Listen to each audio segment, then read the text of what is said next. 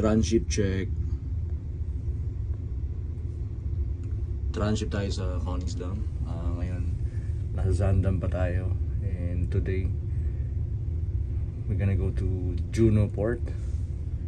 And yan ang outfit natin for today's video. Di pa tayo ng Koningsdam.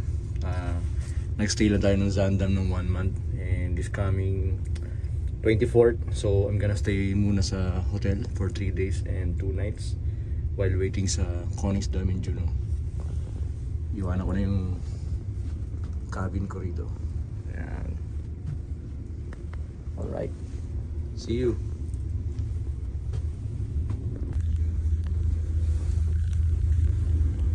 Bye-bye.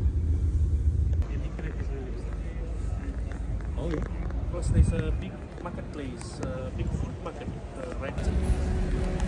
Transfer to hotel with Pa Benny. Bye Pa Benny. Hydro vacation.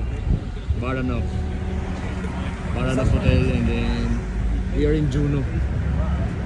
But then they have Gaya lang ko lang ng immigration and approved na. D2. Lipat ako ng Koningsdam. Pero 3 days muna tayo sa hotel.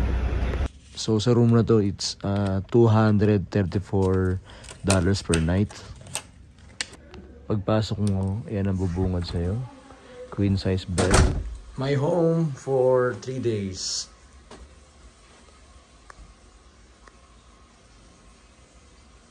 Saan tayo ngayon? We're at Baranov Hotel. And it's the view. So we're in Juno. Hanap tayo na makakainan. Sa Juno merong Filipino cuisine dito. Yung Carillos, may mga barbecue tsaka diniguan sila. Tara na't mag-mukbang. So kasabay natin ang Quantum of the Sea ng Royal Caribbean. Medyo malaki ito. Tapos yung Zaandam nasa likod niya. Tsaka yung Princess.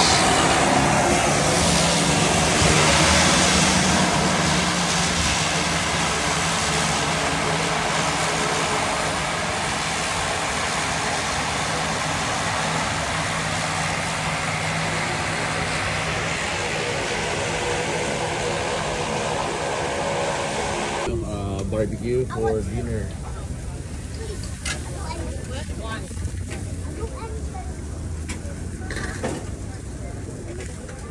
Malupit niya ate.